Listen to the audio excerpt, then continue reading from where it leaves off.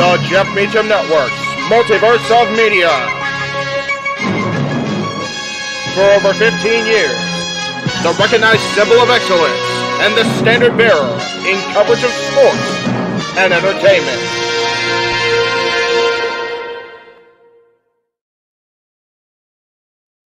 This broadcast is being streamed across multiple channels and platforms. The views and opinions expressed by the host do not necessarily reflect those of the aforementioned outlets.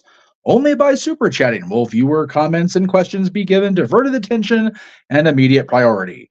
Failure to super chat will result in your post being displayed on screen, but not necessarily verbally addressed. Further complaints, derogatory posts, and any disruptive content will result in being called out as a whiny shit, and if necessary, being timed out or banned. This goes for everyone. You ever wanted to come into a sports bar where the barkeeps know their game? Well, the Jeff Meacham Network Multiverse of Media has got a production just for you. Sit down and relax as the Stat Boy and his partner break down the statistics in all things sports. Whether it's football, basketball, motorsports, baseball, hockey, soccer, professional wrestling, mixed martial arts, boxing, and much, much more. All are welcome. Your barkeeps here keep you up to date and in the know of everything going on in sports, while also having a pleasant conversation about it all. Your host and owner of the bar, Stat Boy Mike.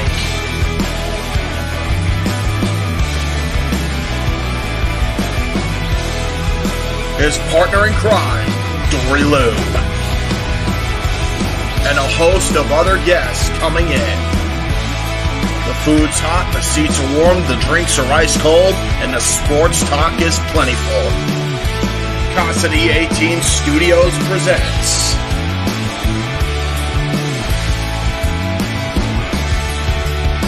Stat Boy Sports Bar. Take a bar stool and enjoy the show.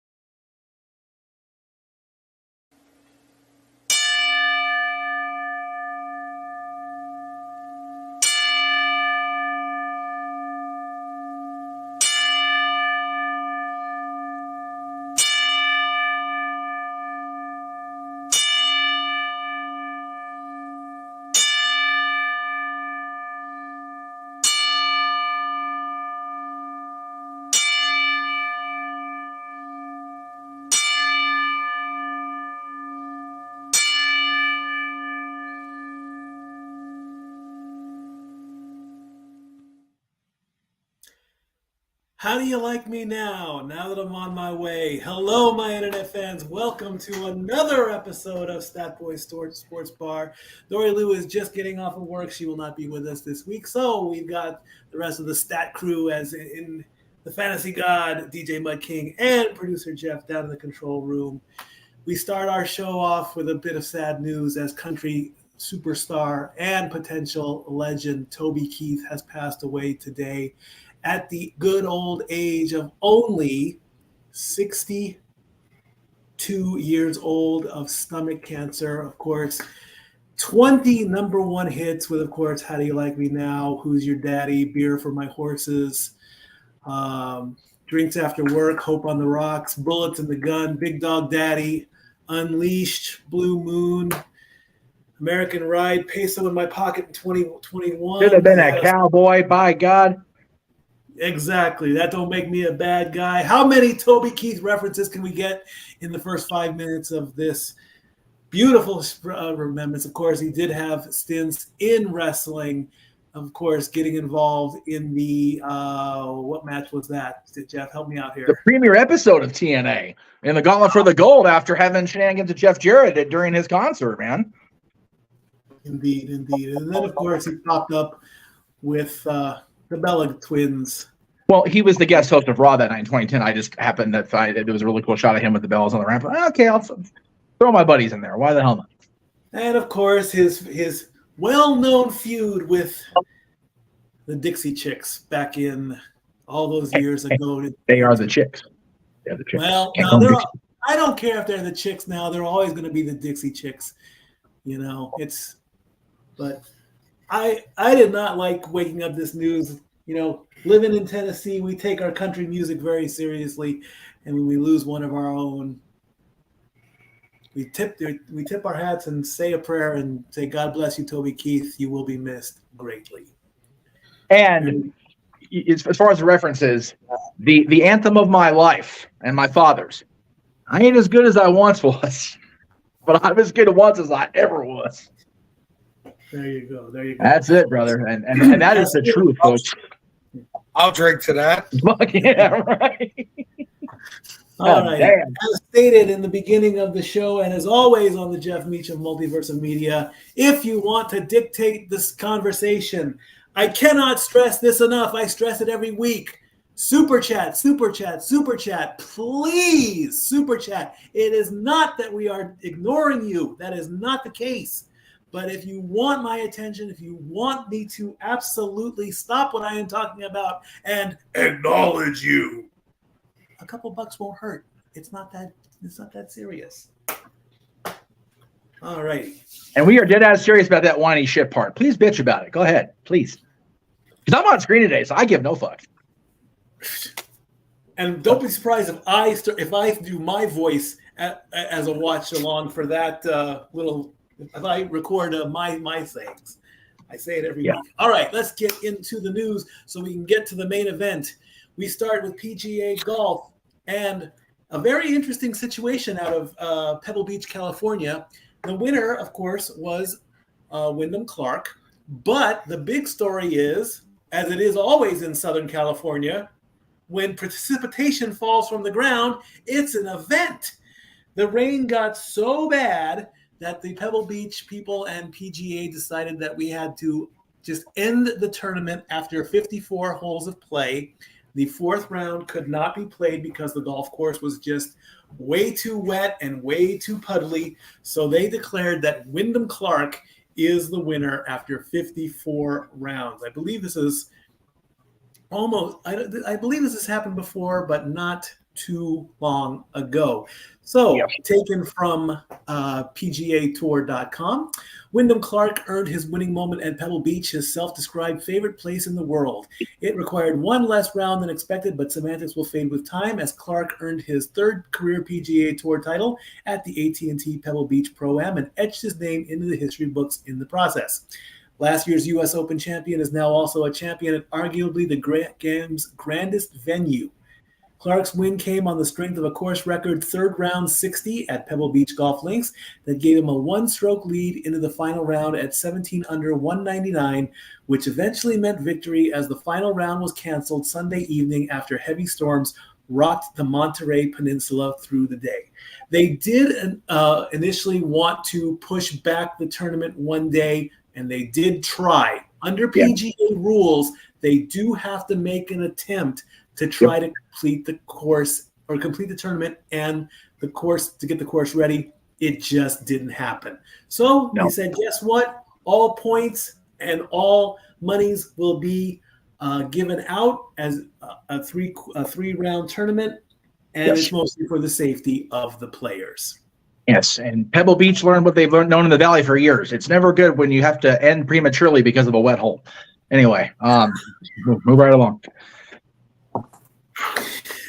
I'm a big hockey guy, but I can never take this event seriously because the first thing that always comes to mind with this event is Happy Gilmore. So, like, it's the Pebble Beach Pro-Am, and the only thing I can think about is Mike Tyson not Mike Tyson. Oh, my God. I'm terrible today. Bob Barker beating up Adam Sandler. That's right. Like, I can't believe I said. Have you been drinking already in the sports bar? I plead the fifth. No. You had a fifth. Anyway. As far as the points and the standings in the FedEx Cup, the graphics are under new construction because I started a plan. I wanted to work on them yesterday. It took up all of my day, so I really didn't have time to put them all together. But Matthew Pavon of France is the new number one player in the top 10. He has overpassed Chris Kirk, who held the number one spot for the past 4 tournaments. This is tournament number 5 in the tour. Wyndham Clark, the winner, is now in third place at 761 points. Bjorn Hun An is in fourth. The number one player, Scotty Scheffler, is in the top 5 at 536 points. Ludwig Aberg is 6th at 508. Grayson Murray at 7th. JT Poston is 8th. Sahith Tagala at 9th. And Jason Day at 10th. Eventually, and what we're doing, you have to be in the top 70 to be in the final 3 events later this year. So I kind of want to get that moving in there, not just do a top 10. I want to make it a little bit bigger. So we'll see where that all goes from there. The women are on a small little vacation. They are getting ready to play in Thailand on February 25th. So there is no women's golf in the LPGA to report on this week. So moving on to this. The Open Sud de France in Montpellier took place this weekend. And we have a winner in the name of Alexander Bublik, who won 5-7, 6-2, and 6-3. He actually dropped the first set to his opponent, Borna Korchik of Alexander Bublik is Kazakhstani. 2-hour, 18-minute victory to become the first player in history to win an ATP Tour event after having lost the first set in each match of the tournament. So every time he played, the first set went to his opponent no matter what. But then he had to come back in every set after that just to win the darn thing. Talk about coming back from rallies and all that. My goodness. And this is his second championship in Montpellier, and this is his 4th ATP title. Again, the rankings are also under construction there. And also the Davis Cup took place too. That I have to look into as well. The ladies took the courts in, let me bring up my stats there. The ladies played in Linz, Australia. I don't think that's right. I don't think that's where they played. Did they play there? Where is that? That's what you sent me. I don't know. I know. I screwed up on that one. Austria, not Australia. That's my own mistake on that one. No, that's not the same. They're almost the same. But the Linz Open is in Linz, Austria, and Jelena Ostapenko won that matchup. And in Thailand, Diana Schneider won the Thailand Open. And let me bring up that one. This one off of WTA.com. Number 1 seeded Jelena Ostapenko became the first player to win 2 WA Tour single titles this year, storming past number 2 seeded Katarina Alexandrova in straight sets on Sunday to capture the Upper Austria Lady Linz Championship. In a clash between 2 runners-up, she only needed 70 minutes to win in straight sets. With Diana Schneider, this is her first title. She's only 19 years old. She is the second teenager to win a WTA title this season, joining our favorite number 3, Coco Gauff, who started her season with a successful title defense in Auckland. She's a standout at North Carolina State, and she will surge into the top 100. Again, the rankings are under new construction with that. Okay. Mikey, do me a favor and stretch a little bit during NASCAR because I have to go outside and grab stuff from my mom's in the rain. It's going to be fun, so have fun. Okay, no problem. Stretching through NASCAR. That's a good idea. So NASCAR is now back on tap here in the sports bar. Just recently, this last weekend, was the exhibition race, the Clash at the Coliseum, which almost sounds like a pay-per-view. The winner, of course, was good old Denny Hamlin, taken from NASCAR.com. The final restart was the difference. A day earlier than planned, the result of a devastating weather forecast, which we've just talked about, Hamlin got the jump he needed on an overtime restart and won Saturday night's 3rd edition of the Busch Light Clash at the Coliseum. Smoking his tires in every corner after grabbing the lead on a restart on lap 141 of a scheduled 150, Hamlin was a few yards away from the finish line when his Joe Gibbs racing teammate Ty Gibbs spun off the bumper off Kyle Larson's Chevrolet to bring out the 7th caution and force a 2-lap shootout. On the final restart, Hamlin stayed clear of Kyle Busch, who was the runner-up, and crossed the stripe with a .610 second advantage, earning his 4th victory in the season open exhibition race, most among active drivers, with the first 3 coming at Daytona International Speedway.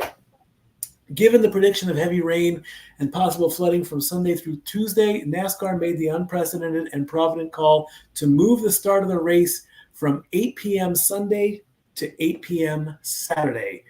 The decision allowed NASCAR Cup Series competitors to complete the event without extreme disruption to the schedule.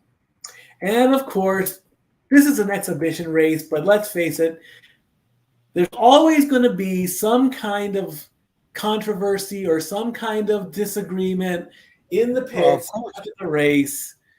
So, unbelievable at that. Unbelievable. It's an exhibition race, and yet they're just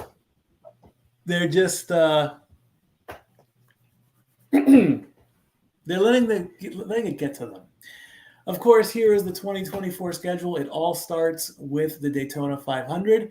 Then we go on to the Ambetter Health 400, the Pennzoil 400, the Shriners Children's 500, and then they come back to good old Tennessee for the Food City 500 in Bristol, which hopefully we'll get to go to this season.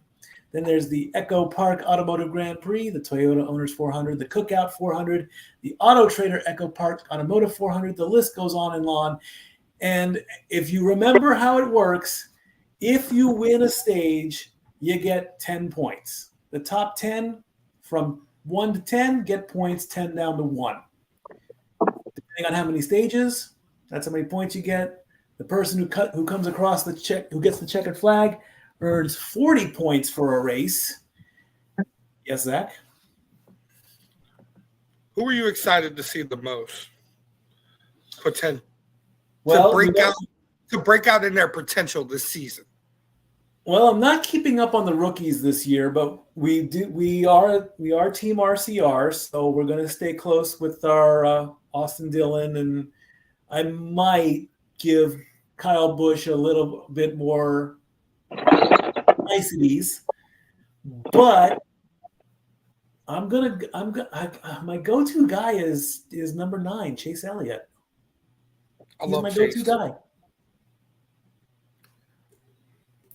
Yeah, sorry, I'm listening. Honestly, I've been so out of touch with watching it, unfortunately, because so many of the guys I got into it, watching for are retired or have left or gone back to Indy or whatever the case may be. So it's very hard for me to keep up. I still like my mom's guy, Truex.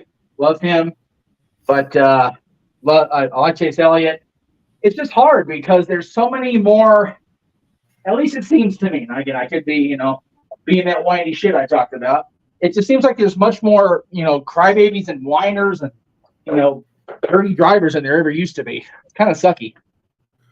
Yeah, it was Logano and Gibbs who had the unpleasantries after the clash, so we got that out of the way. That's a freaking exhibition race. Like, get the hell over yourself, you two idiots. Exactly. Absolutely. That Jack is awesome. I mean, it's ridiculous. And let's see who the gangsters, the betting odds people say is going to win Daytona next week. I'm guessing Daytona next week. That's right. I'm guessing Logano's trying to channel his inner, WWE career for after he leaves NASCAR, since he does have that relationship with them. It's such a bummer because Joey used to be a really sweet kid, and now he's just a moody prick, and it's sad. I'm bringing up DraftKings here, which the is worst. The worst slide for me was Denny Hamlin. I love me some Denny Hamlin, but man, he has just become intolerable the last, I'd say, 4 or 5 seasons. It's just hard to have to listen to him bitch. Like, just go out there and freaking win. Shut up. It's like Roman Reigns. I hate to make the comparison because it's not a real sport. Well, Roman Reigns never defends. Okay, somebody beat him. Somebody win. Somebody get out there and show you can be the guy. The same guys have been on the top of NASCAR for years, and the other guys bitch about it. It's like, well, then drive better, do better things. Right now, odds-on favorite according to the DraftKings Sportsbook, Denny Hamlin is the 10-1 favorite to win the Daytona 500, followed by Ryan Blaney, then Kyle Busch at 12-1, tied with Keselowski. Larson is 14-1 with Joey Logano and Chris Boucher and Chase Elliott. William Byron 16-1, Bubba Wallace 18-1, Truex 22-1, and the long shot all the way at the bottom, BJ McLeod. Oh, jeez. No love for Ross Chastain? He's in there somewhere, sure. Ross Chastain 25-1. Yeah. Yeah. But again, Keselowski's up there, Keselowski, Logano. Just these guys it's the same guys every year. It's like, well, I don't like them myself, but I see the flip side. It's like, all right, if you don't like them, get your car gear and beat them. Yeah, let's see you drive better. Yeah. Oh, I don't drive, period, let alone 200 miles an hour. But you don't want me driving 200 miles an hour. That's a scary thought. So again, remember how it works. Cross the finish line first, win points. That you want to be the top 16 when we get to the playoffs.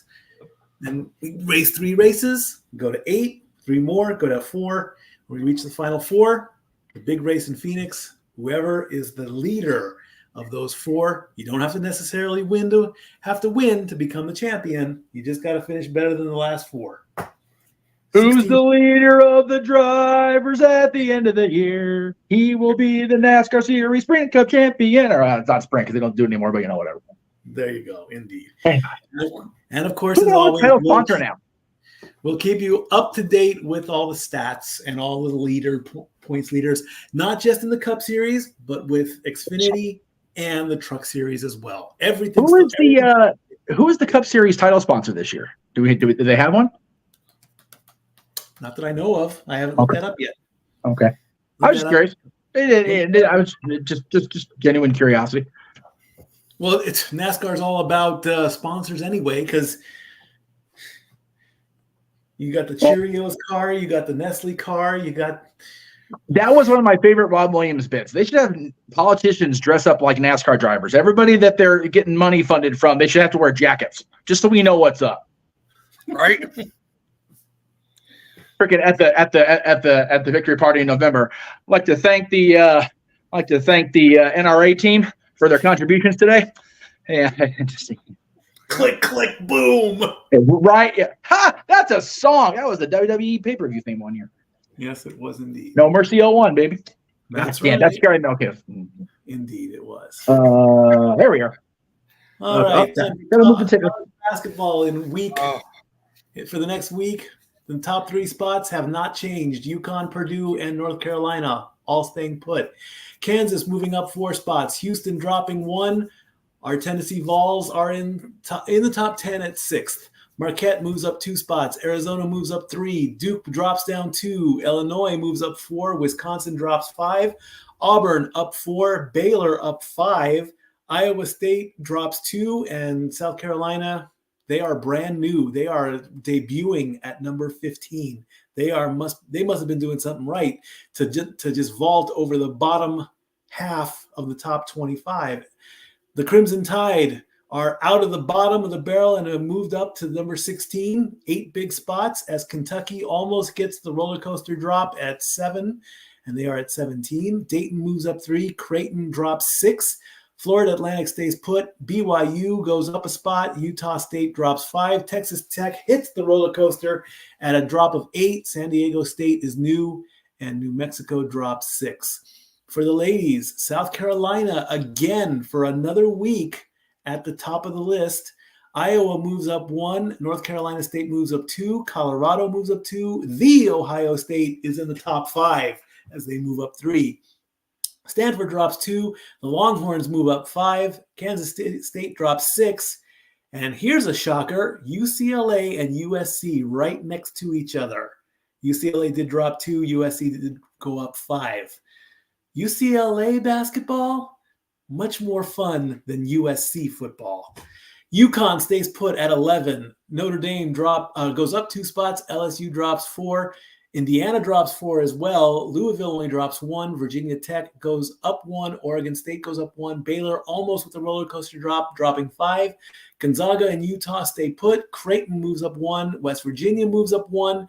Syracuse drops 2. The Sooners are new to the top 25, and Princeton stays put. Go ahead, Zach. Turn on your microphone, Zach. Sorry. Thank you, Zach. Oops. Go ahead. That was terrible. Yes, it was. Credit where credit is due right now. Caitlin Clark. Mm-hmm.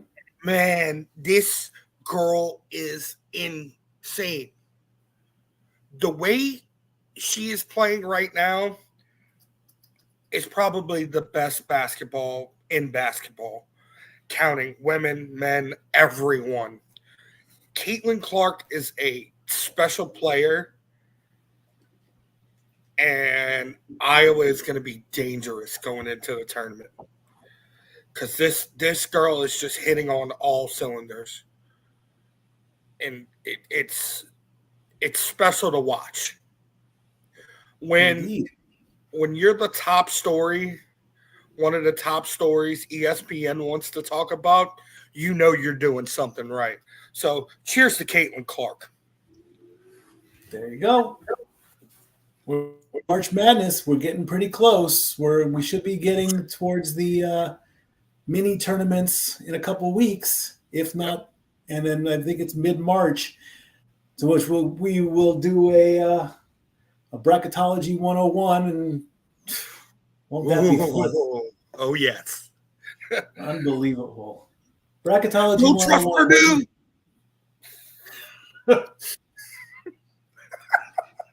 Indeed. All righty, let's take a look at the pros as we're moving right along with the time and all that. 8 straight weeks, the Boston Celtics are the number 1 team at 38-12. We have a new number 2 team with the Oklahoma City Thunder. They move up 3 spots. They are tied with the Minnesota Timberwolves at 35-15. It comes down to points. Oklahoma at 120.8, Minnesota at 112. The defending champion Denver Nuggets still in column 1 at 35-16. They only dropped a spot. They're fine. The Clippers move up 1, and my Bucks dropped 3, 33-17, 3 spots down. Cavaliers are at the top of column 2 at 32-16. Knicks are 32-18. They dropped a spot. 76ers are at 30-19. Sacramento Kings stay put at 29-20. Phoenix Suns at 29-21, tied with the New Orleans Pelicans. Pelicans in column 2. It's almost the highest they've been. They're creeping on up. In the middle column, the Indiana Pacers lead at 28-23. Dropping 2 spots. Mavericks tied with the Magic at 27-23. Lakers just above 500 at 27-25. And the Heat round out the 500 club, 26-24, as the Jazz are the first team to fall below 500. Columns 4 and 5 have stayed put the entire time. Not one team moved. They all stayed put. They're in the exact same position as they were last week. Of course, the story in Detroit, 13 weeks at the bottom of the barrel, 3 games behind Washington. All they got to do is win 3 games. And I do not want them to be at the bottom of the barrel for the entire season. That is a possibility. Now that the Lions and football season is over, you would think that the Pistons fans would rally their team. Instead, they're probably now rooting for the Red Wings to go to the Stanley Cup playoffs again. But we'll get to hockey in just a bit. Go ahead. I was going to say the Pistons sacrifice meant nothing. Nothing. Oh, man. That's ridiculous. So, Mike. Sir. What do you think about in the last 2 weeks? The last 2 weeks of basketball, 7 players, counted, 7 players have scored over 60 points in a game. It is an impressive stat to make, but also it has a curse. At what point are you showing off? Okay? On average, on a good day, a player scores 35 points. When they can double that and get into the 60, 65, 70, you're taking on the whole team by yourself. You're trying to be Superman here. Okay? If they've done it more than once in a week, okay, now they're just showing off.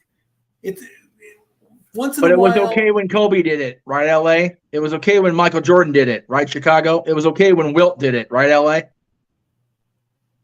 He's just saying. It was okay when Kareem did it consistently for a decade or more, but okay. Yeah. It's not okay now, right? Well, the respect factor has maybe even gone down a little bit. There you go. Okay. So now we're peeling that onion. I like that. Yeah. The difference is back then, because there wasn't retroactive condemning like there is now about people's past, although Wilt's notorious ladies' man status was well known and often praised, if you will. But basketball players are more frowned upon than they were in the era of Jordan and the Bulls and early Kobe and the Lakers and Showtime and all the hell. It was a world rocking scandal when Magic contracted HIV, in an extramarital affair because he's Magic Johnson. Oh my God. Now it's like, it feels like the NBA is trying to keep up with Nick Cannon's productivity, and they're all looked down upon as a result. So I get what you're saying.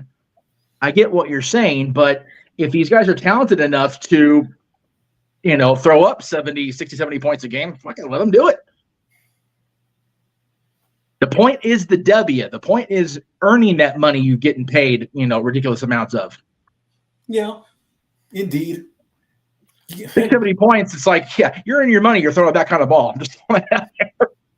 I would like to see a video game produced where you have legal and licensed NBA players playing a game, but for every basket you score, you get money, and that's your score. And whoever shoots and makes the most money wins. Wasn't NBA shootout like that, or am I just thinking of a totally different format? That's how it should have been, then. Damn it. Hey, in the video game world, you can create anything. It's like fair. Yeah. Like you said, they're making an insane amount of money anyway. Why not give them a small bonus? Oh, for every free throw you get $100. For every regular shot, $500. If you dunk it, I'll give you $1,000. You make a 3-pointer, I'll give you $2,500. Hey, why not? Earn your contract. There you go. There you go. Indeed.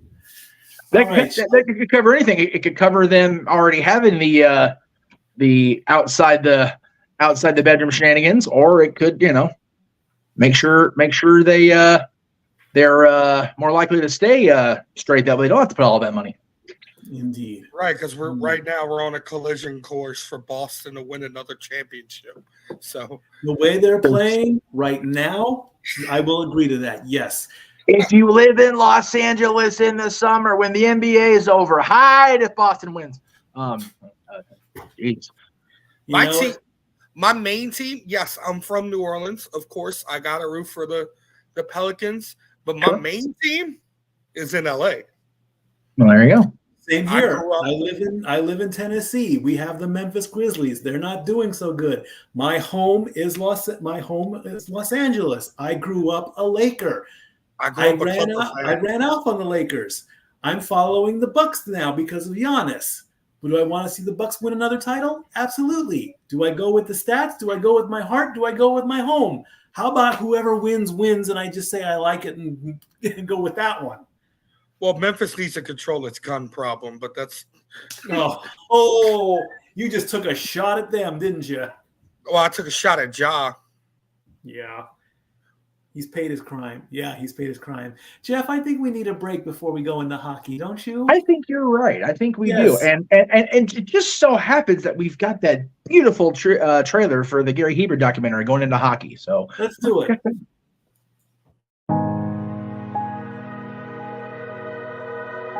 Gary Hebert, the man, the myth, the legend. I was amazed, and I was looking to become a better skater myself, and I wanted to be like Gary. When you look at a guy like this, he's one of the most talented people in his profession. He's been given gifts by God. It can get frustrating at times when you're trying things that, that maybe don't come as quickly to you as other things. And, you never really felt that sense of frustration with Gary. It was always about improvement and positive reinforcement. Was it really the end? Was that head injury really the end? God has called Gary to continue to be a blessing to others and to be a passionate example. My name is Gary Hebert, and this is the World Academy of Hockey, otherwise known as the Inside Edge. I would recommend anybody that have a chance to come to his hockey school. I think it'd be well worth it. It'd be rewarding to all the kids and anyone he coaches, from whether it's an adult, a professional player, to a little kid like a Mike or a Squirt. Gary, from day one, has been instrumental to my hockey career. I started out as a potential Division III player, and Gary brought me single-handedly through high school and into a top Division I prospect. I owe it all to Gary, the biggest legend on and off ice there's ever been. Listen, watch, learn, be confident, and have faith. Those are the answers I was brought to. Yet, I only now am really learning how truly important those 5 things are. Through preparation, through appropriate thoughtfulness and thinking, we can learn to untie the typical knots between our ears that drive us into underachievement and underperformance. And lo and behold, we can learn, I think, to fulfill our God-given potential. Gary has the innate ability to make people not only better players, but better people. The life lessons they learn from Gary are incredible. I can always remember leaving that rink knowing as a player I got better, or I had something to improve on to get better. And I think that's what you excelled on as a coach, is giving us the knowledge to know what we needed to do to get better.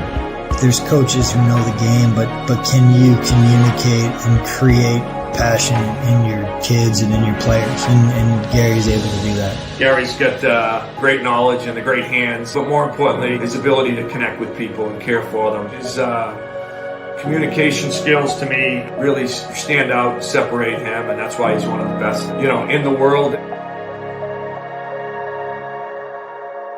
Gary's a legend.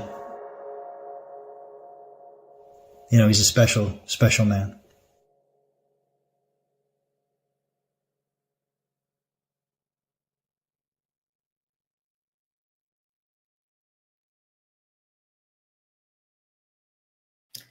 Indeed, he is, and we're getting. I do hope we're getting closer and closer to actually sitting down and watching this full documentary. The trailer gets better every time you see it. Oh yeah, I said it when I first kind of saw it, didn't really focus in because I was too busy, doing the director thing. But man, there are so many people that I watched play in the professional leagues of hockey, and I just go, damn, this guy's influence was very far-reaching. It's crazy how small the world is when you think about how long we've had James on board with the team here. It's like, man, this guy's uncle's just been part of so many careers in hockey. And you talk about the world being small. Wait till we get to the chills I have for you guys at the end, because it is a small world after all, but I sure as hell still wouldn't paint it. Indeed. All right, let's talk about hockey. Do we want to do the ladies first, or do we want to talk about the coaching news? We are going to do ladies first. We'll do the coaching news after the power rankings. All right, ladies first. The PWHL is still going on, and this week, we have a new number one team. Minnesota has been the number one team since the start of the league, but now Montreal has taken over with 3 wins, 3 overtime wins, 1 overtime loss, 1 shootout loss, and 1 regular loss for 17 points.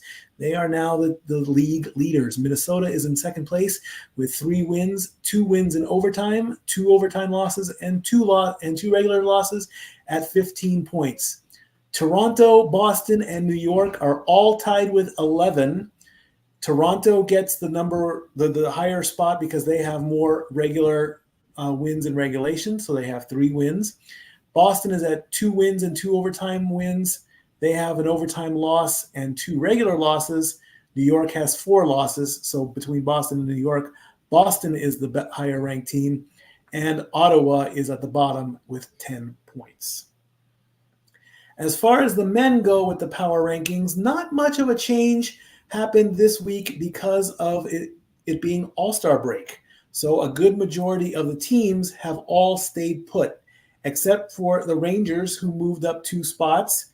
The Jets dropped a spot, and the Golden Knights round out column 1.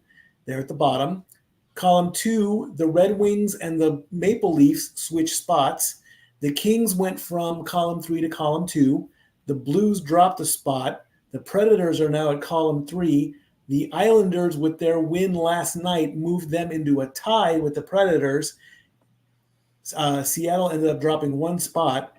Then everybody from Pittsburgh all the way down to Anaheim stayed put. The Sharks are out of the bottom of the barrel again for the second time this season, putting Chicago at the bottom of the barrel. Now that it's after All-Star break, now we can start worrying and trying to focus as to who's going to make it to the playoffs. And of course, in baseball, they have the magic number. In hockey, it's the same way. So if you take the 8 teams from each conference, currently, as I look back here towards the stat board 9,000, I do admit that it is a little bit on the far away side, so you can't really fully see everything. But the top 8 teams in the East right now are Boston, Florida, New York Rangers, Carolina, Tampa Bay, Toronto, Detroit, and Philadelphia. There is a giant red line separating teams 8 and 9. You have to be above that red line to be in the playoffs. For the West, it's Vancouver, Colorado, Dallas, Winnipeg, Vegas, Edmonton, Los Angeles, and St. Louis. The teams below the red line, they are all in danger of being eliminated. So right now, Philadelphia at 56 points and St. Louis at 54 points, they have all the power to eliminate all the teams below that red line. The 2 teams at the bottom of each conference right now are Columbus and Chicago. Columbus has 42 points. Chicago has 30. Philadelphia has 56. St. Louis has 54. So right now, every time that Philadelphia wins or Columbus loses, it's 1 step closer to eliminating the bottom team. Columbus can only score 106 points if they win every game possible. Philadelphia currently has 56 points. 50 points would be needed or 51 points would be needed for Philadelphia to knock out Columbus. In games, 25.5. Well, you can't have half a game, so you round it up to 26. So with the combination of 26 wins or 26 losses by Columbus, they're out. If Philadelphia wins 26, Columbus loses 26, it causes an elimination. Same thing with Chicago. They only have 30 points. The best they can do is 94. St. Louis has 54. 40 points, 20 games. If St. Louis can win 20 games or Chicago loses 20 games, one of those first two teams will be hit with the spray can of doom with little Bart. But Mikey, I don't understand why Jonathan Quick didn't want to go to Columbus. Anyway, Jesus Christ. Before we get to what I'm going to talk about with hockey, Zach mentioned in the private chat he has some happy hockey news. What's some happy hockey news, Zach? So today in Chicago, our beloved rookie, Mr. Connor Bedard, briefly returned back to practice today. Redshirted? Pretty much. Cool. Well, cool. Hey, have to so far. When you fracture your jaw, I mean, you gotta take it one step at a time. He's not if he's one skate at a time, you know. Better him fracture his jaw and come back to work than have to fracture Corey Perry's jaw if his allegations were true. It's throwing that out there, so that balances out. Just saying. All right, here we go with this shit. Now, all right, we do have some hockey news out of Los Angeles. Earlier this week, the Kings relieved head coach Todd McKellen of his duties and named Jim Hiller interim head coach for the remainder of the season.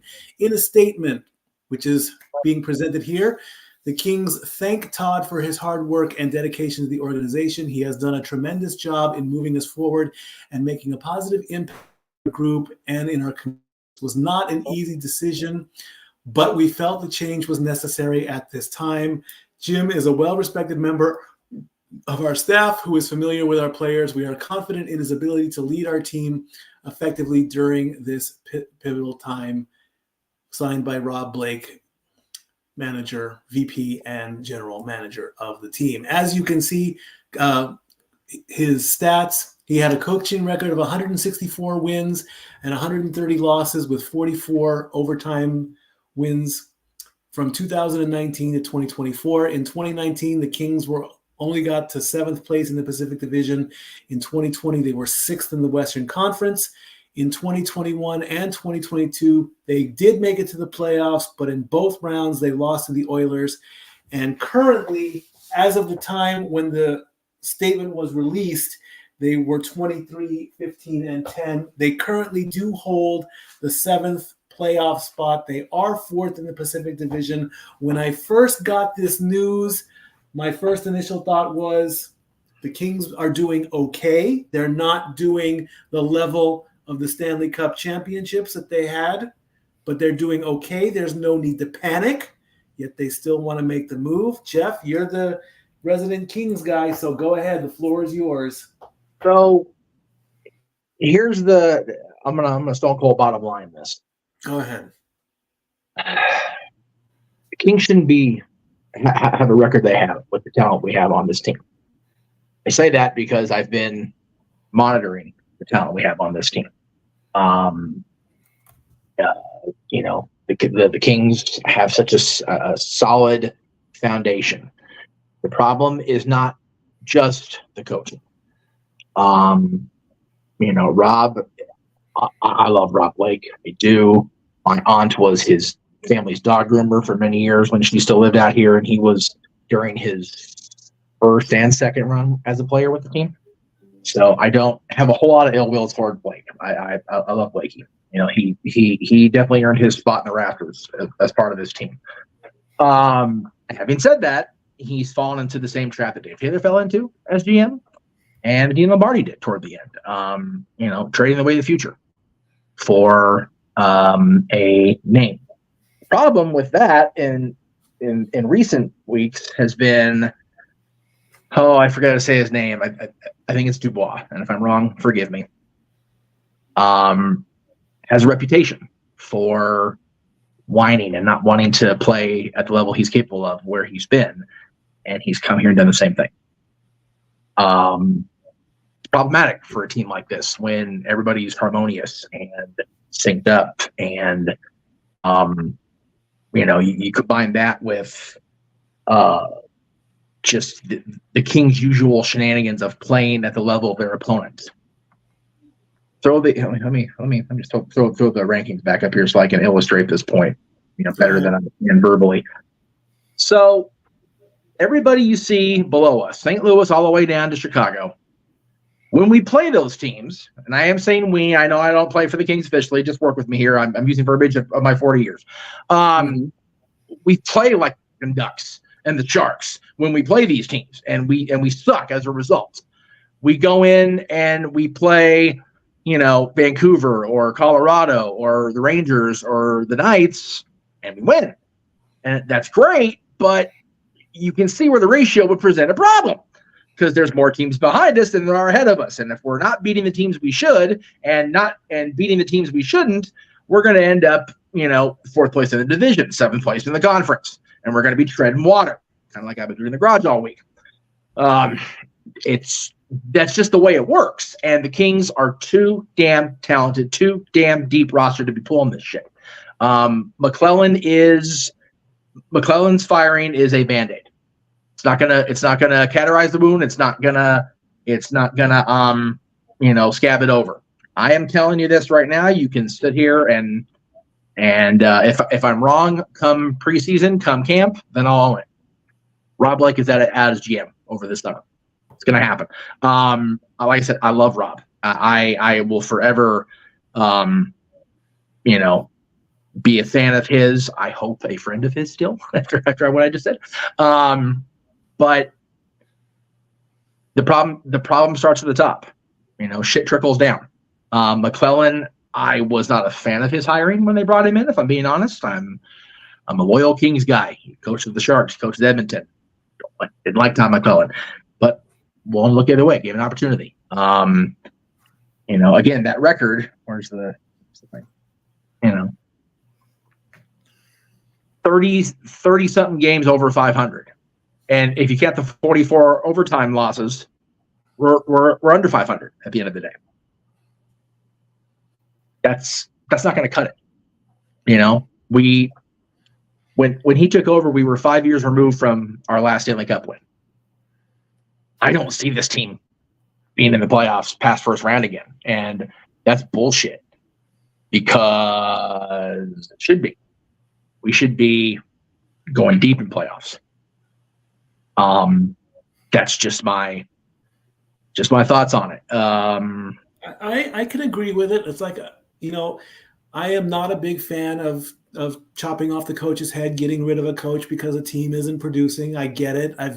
I've beat that horse as many times as I can. I understand that it's a business. I understand that it's you do what's best for the team, and if it's new coaching needed, I want to hear the coach say, it's not right, but do what's best for the team, and it still bothers me every time, regardless of who the coach is. Okay, I mean, we've bashed enough with Belichick. If something happened with him, like I said when that news dropped, I'm like, look, if he's going to lose his job, he's going to lose his job. I'll report it, but I'm not going to make fun of it. Others will. And then we cross that bridge when we get there. But hey, the season is now in the second half. Right, you've got the pie. Are you going to just eat it, or are you going to put whipped cream on it and go for the playoffs? It's one of those. I'm usually not a fan of dismissing a coach or a captain or whatever mid-season. We happened to do very well when we did that in 2011 with Terry's dismissal and Sutter coming in. Today it worked out great, but that's not always going to be the case. I don't think Jim is going to be, like I said, I don't think it's going to be the Cat Rising, the scabbing over. It's just going to be a Band-Aid to get us to April. Maybe early May if we get in the first round. I don't think it's going to go past that. That's just my thing. My bottom line every time I hear Kings news is this: we've been season ticket holders for 40-something years, almost 50 years. Make my dad justify my dad spending that kind of money to go to 41 games a year, and right now they're not doing that, and they haven't been for most of this season. That's the bottom line right there. That's just what it is. All righty. All right, I do have the video now, so I will cue it up. So if you want to give a big elaborate intro, by all means. All right. When we come back from this break, and this is break. Okay. Yeah, we're gonna do it in a break. This is a new plug. We gave this news a little bit earlier. It's something happening here in Sevier County. And we just got permission to show this. So it's from the Rise Up Con. And Kevin Sorbo is the MC or the host of it. And his company said, I asked them, I said, can I play this ad on my sports blog? And they said, sure, go right ahead. So here's some news as what's happening in Sevier County. And when we come back, the Super Bowl preview. I cannot wait. Okay. It needed to be more because I wasn't ready. Okay. Oh, you're still not ready? Is the break we're doing going to be Mr. Throbo? Are you asking me to plug it? Because I have no other plugs. All we have was Gary's video and the little Friends of the Network thing that I already ran. I wasn't. Okay, then then we'll just have to wait. We'll go ahead and do it. That's fine. I got it. I just need to know what the hell I'm doing. That's okay. I think I got it. Maybe. Just hang on. Add to screen. No, don't. Go over here. There we go. Close enough. Yes. All right. Let me make sure the tab is on so you can actually hear what Mr. Thurbo has to say. That's always good. Okay, there we go. And maybe starting from the beginning. All right. And hey there, Kevin Sorbo here. Now, I would like to personally invite you to Rise Up Con, presented by Patriot Mobile in beautiful Sevierville, Tennessee. That's just south of Knoxville. It's going to be this May 30th through June 1st.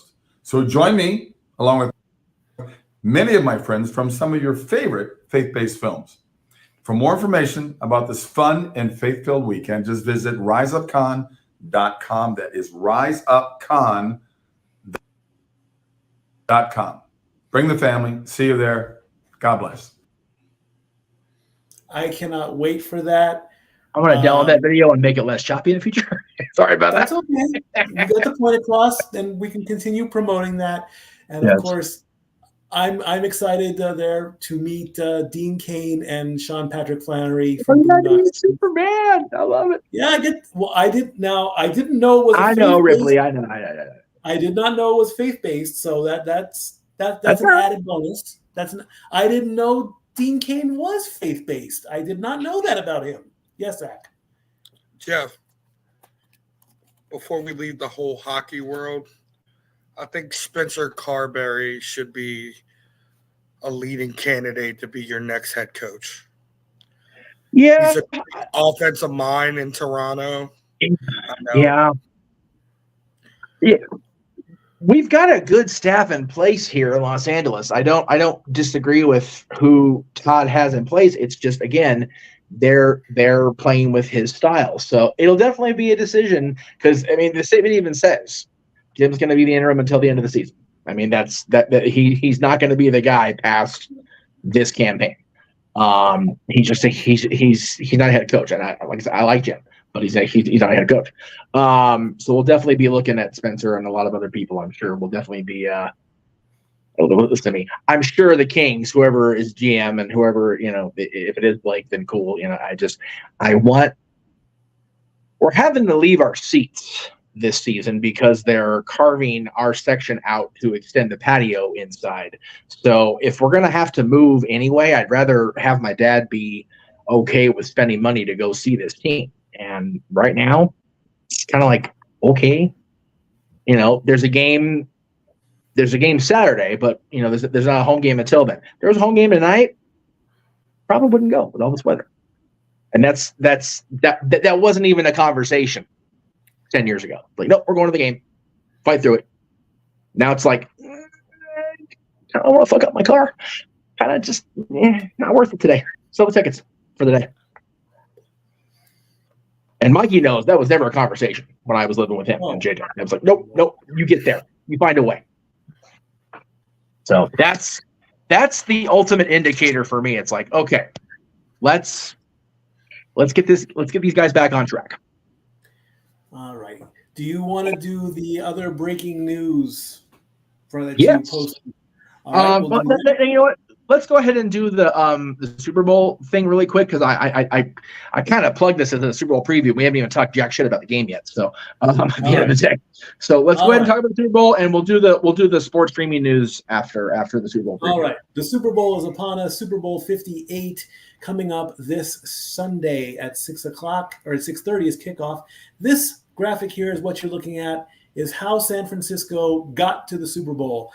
They won their first 5 games. Unfortunately, they had to beat Dallas in that week. We don't talk about that. They then lost 3 in a row to Cleveland, the Vikings. Dory's happy about that one. And the Browns before going on bye week.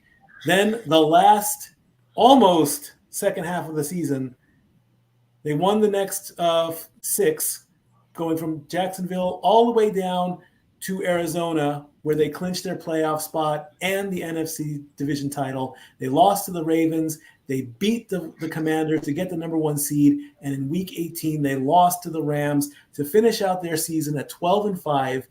They defeated the Packers in the divisional playoff 24-21. And unfortunately, they beat the Lions 34-31 to win the NFC championship. The Chiefs, on the other hand, they waited till almost the last game of the season just to get their playoff spot. They lost to the Lions in week 1 because, let's face it, the Lions wanted to show their dominance and show that they were a contender, which they were this year. They then went on a 6-game win streak before losing to the Broncos in week 8. Then they defeated the Dolphins and went into their bye week. They lost to the Eagles in week 11. They beat the Raiders. They then lost to the Packers and the Bills. They beat the Patriots. They lost to the Raiders again. And finally, they defeated the Bengals to get their playoff spot and the AFC West division title before losing to the Chargers, finishing up at 11-6. They had to go on the road to play against, in the wild card, they were the number 3 team. They ended up beating the Dolphins 26-7. They ended up beating the Bills on a frozen day 27-24, and then they knocked off the number 1 seeded AFC. Let's face it, the Ravens should have won that game, but the Chiefs did it better, 17-10, setting up a rematch from 2022, the Chiefs versus the 49ers. Currently, according to FanDuel, it is a 2.5-point spread. San Francisco is the favorite. Betting the money line, if you bet San Francisco, they're at a -130. The Chiefs are at a +110. So basically, for every $100 you bet, you win $10. If you want to take it down any further, for every dollar you bet, you win 10 cents. So there's not that much money to be made on small bets like that. The over-under is 47.5 points. If you bet over or if you bet under, it's a -110, so you're not going to make as much money as you'd like. Other bets that are coming in, and these are all part of the parlays. Christian McCaffrey is a -230 to score a touchdown. Deebo Samuel's a +140. Isaiah Pacheco's a -130. Rashee Rice is a +140. Kelsey is even money. You bet $20 on Kelsey, he scores a touchdown, you win $20. Even money at +100. And Brandon Ayuk is at, so far, the highest at 155. There are tons of other featured bets. There's a bet on FanDuel that says if each team scores a rushing and a passing touchdown, once or more in each half, it's a 150-1, or so you'll make a lot of money on that. There are bets like crazy. Now, my first question I want to ask to both of you and to those in the chat, if you are watching and paying attention: win or lose, can Kansas City call themselves a dynasty? I don't know. So they won in 2020, and then they won last year as well. Well, Yes. I'm sorry. They won last year as well. I understand that. Okay, so 3 out of the last 4 years. Oh no, it would be. Yeah. Can you call Kansas City a dynasty, especially if they lose? Are they a dynasty? Well, if they lose, absolutely not. If they lose, absolutely.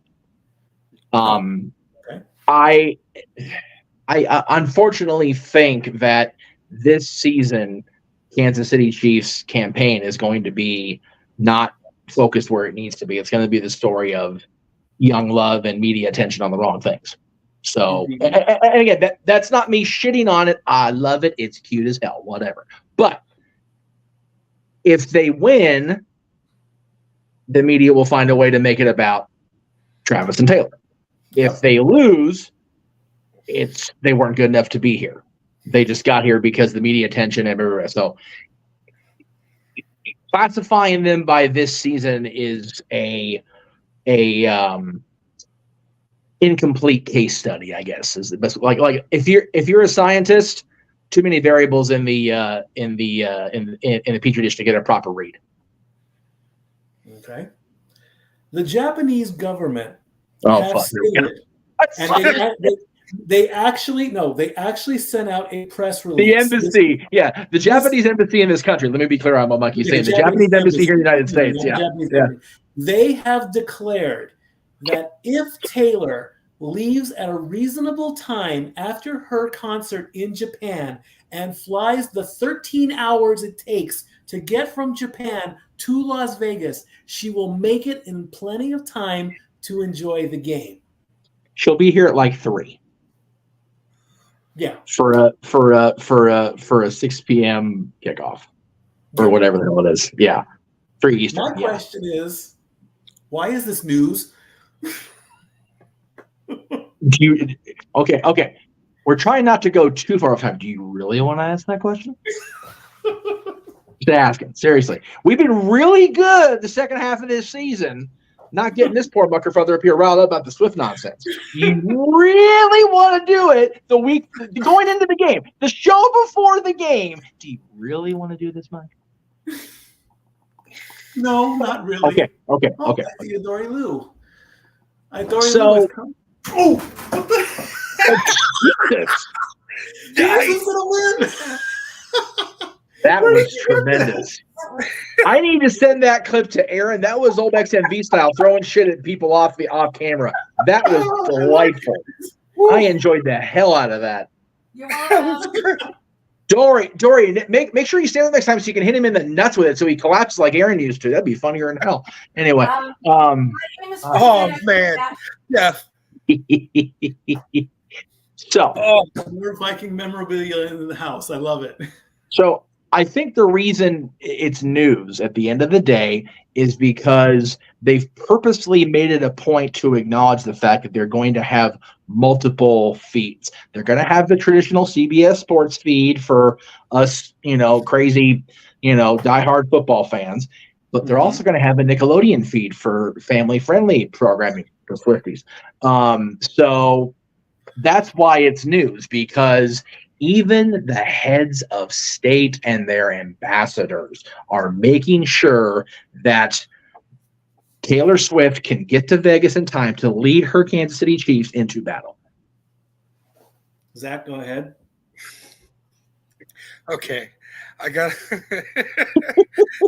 Jeff just reminded me of a funny situation back in the day that happened on Wrestling Trivia Challenge when Aaron said that Lawrence Taylor played for the Atlanta Braves. Right. My, yeah. I dude. The team that Mongo plays for, I don't know. The Atlanta Braves. Oh, it was one of those. Oh, it hurts. It hurts so bad. It just hurts because I know Aaron doesn't watch sports, and I understand that. But goddamn, even if you didn't watch sports, you knew beyond a shadow of a muckerfucking doubt that Mongo was a Bear. He played in Chicago. You knew that. Show him the ring. Show him the ring. Woo! It's like he was a Bear. He was a Pro Bowler. Love of God. Super Bowl winner. Like, damn. But to be fair, when he joined WCW, he just come off a run with the Packers. So that there could be the case. As a matter of fact, I think when he was at WrestleMania, he was still on the Packers. I could be wrong on that. So I get it. But yeah, that was rough. That was hilarious. Final question, and it's the obvious question: who wins? Oh man, I'll make my pick. I'm saying I want San Francisco to win. It's not because I don't like the Chiefs.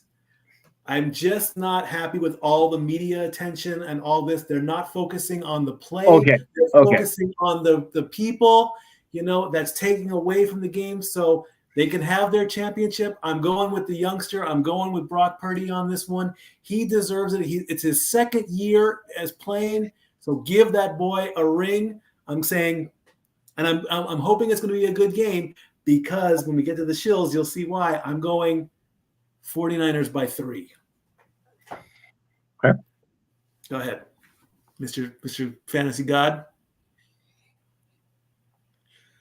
If the Chiefs win, it's because of Travis and Taylor. If the Chiefs lose, it's because of Travis and Taylor. Right. No matter which way you look at it, the media is going to go that exact point. Not that Kansas City's a better team, but it's because Taylor led them on. Mm-hmm. Okay. So taking the Kelsey Swift thing out of the equation, which team has made their case for deserving to be with the Lombardi Trophy on Sunday night? San Francisco. San Francisco. Yeah, exactly. I agree. I only want Kansas City to win so the world doesn't burn.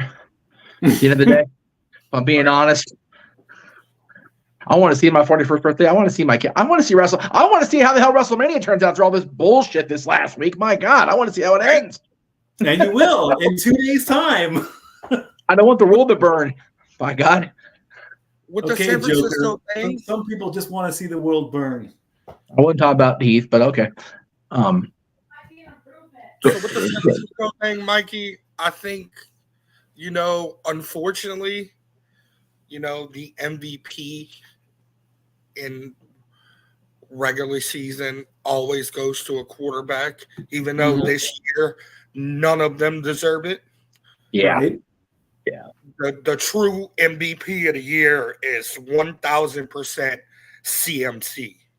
Oh, yes. I mean, absolutely. 2,700 all-purpose yards and 31 touchdowns. Oh, ridiculous numbers.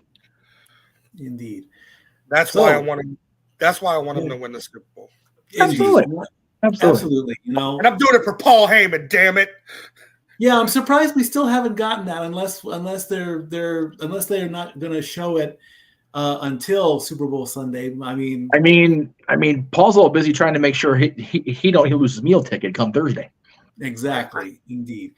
So the Super Bowl kickoff is at 6:30 on CBS and also streaming on Paramount and also streaming on Nickelodeon. Yeah. And as I've said before, I am very excited about this. 6 o'clock is when we start our coverage of Super Bowl 58. It's gonna be a blast. I cannot wait for this to happen. This will also give those that want to watch along with us to potentially sync up your TV with my TV, because my TV will be the official feed. That's what I'll be calling the play-by-play on. I'll be giving out, time codes, and if you come into the show late, just pay attention to what I'm saying, and that will help. And if you're ahead, you're ahead. If you're behind, you can catch. If you're ahead, you can pause for a bit until I get caught up, or however you want to work it all. But it'll all work out nicely. We're all off on Super Bowl Sunday. We're all going to be here in the sports bar, watching along, doing play-by-play. I cannot wait. I want to see you all in the chat room and all that, enjoying this, and of course, super chatting. That is the big part. So 6 o'clock will be our pregame with our final thoughts and everything. Don't know how the commercials are going to work, because another concern I had was I don't know if the commercials are going to be played at the same time throughout the whole country. If I'm getting the Bud Light commercial, who's going to stop that from getting the Doritos commercial in another market? And Dory Lou broke this news. This is a bit of a shocker.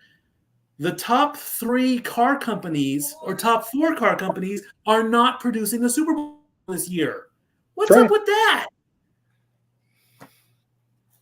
Don't invoke the Shane Helms voice.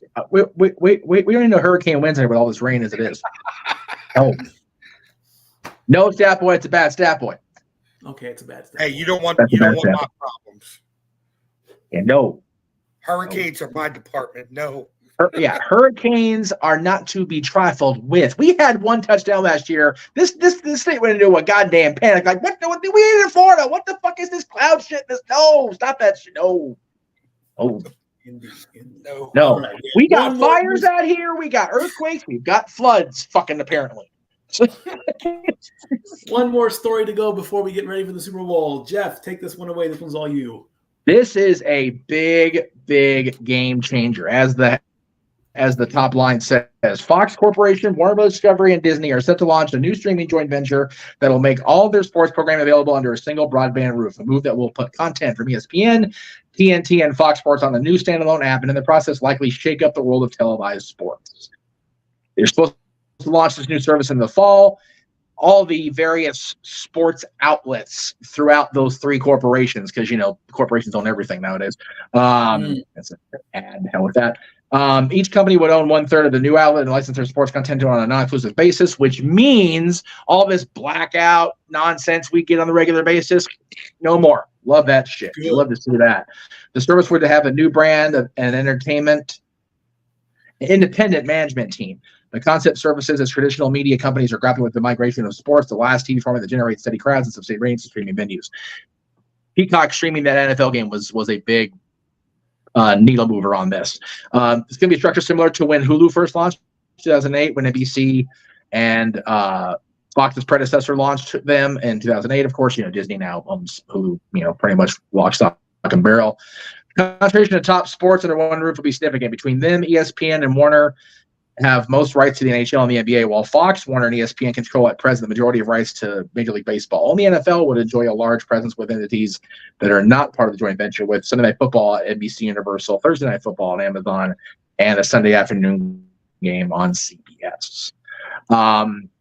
Basically, what all this means is, in theory, we're going to have a easier time with watching our sports here in the United States, which is freaking awesome.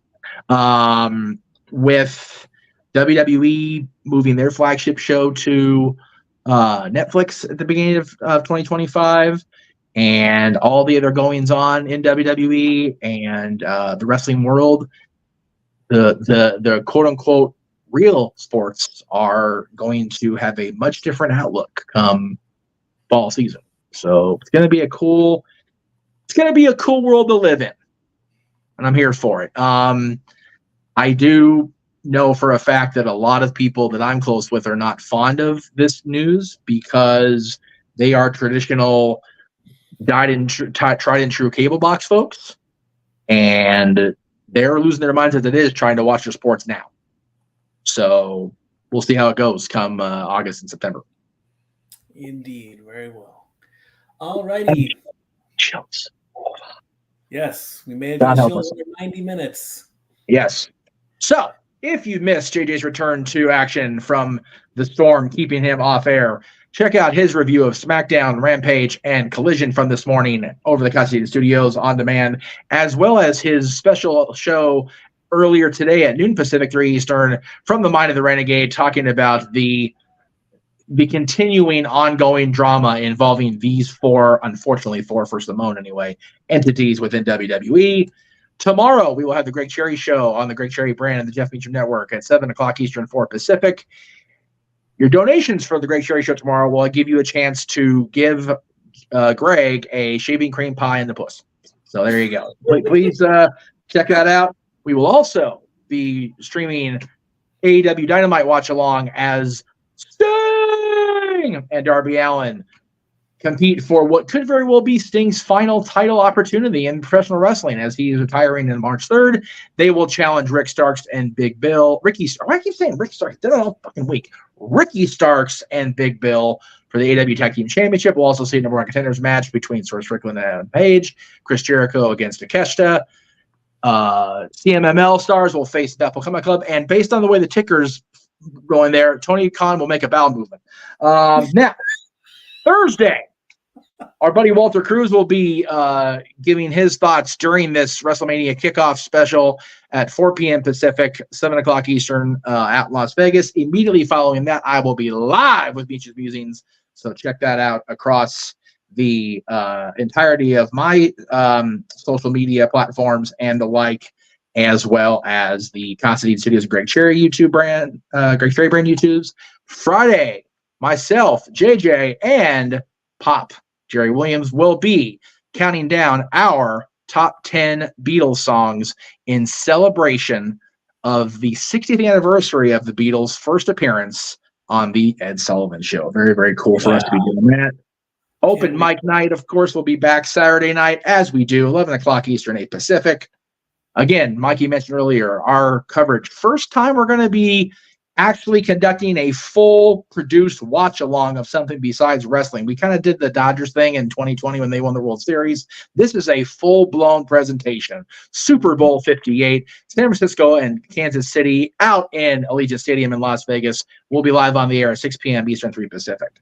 As far as my shows go, the legendary Quiet Riot founders back together for the first time in 20 years. They will be at Yamaba Casino at Rock and Brews, opened by Paradise Kitty, our good friends. And this is kind of a Genesis plug because Jenna, my friendship with Jenna going back longer than I'm allowed to say on the air because she will kill me, begat my friendship with Ariel Belvalere, who is now part of LA Dolls, LADOLZ.com. They'll be at the Topanga Mall for the Topanga Social during the Super Bowl coverage, 7 p.m. to 10 p.m. Pacific on Sunday night. You can also check out my new buddies, the Pinktastic Plastics, at the world famous or infamous Whiskey A Go Go, along with the Motels. They will be on stage at 8 p.m. Friday night, the 16th. They also have their new video debuting on Wednesday afternoon, so be looking for that. My other buddy, Nikki Stevens, who I've known forever, and her, the band she's part of now, Jesse Fury and the Sound. Jesse Fury, of course, I've known since we were both children because he is the son of the greatest left winger in NHL history. I will be out there live at the world famous Mint on Pico Boulevard. Wednesday night, February 21st, doors at 6, show is at 7. All righty. For this week, the bar is closed. Thank you all for showing up. Again, I cannot say thank you enough for allowing us to do the watch along on Sunday. I am very excited about this. I cannot wait. You never know what's going to happen. You never know but hard work pays off, folks. It's like Scott Hall said, hard work pays off and bad guys do, but I'm a good guy. So, hey, go for that. I can't wait to see you all on Sunday. I love you all. I'll see you next week, and I'll definitely see you Sunday. How do you like me now? Stat Boy out.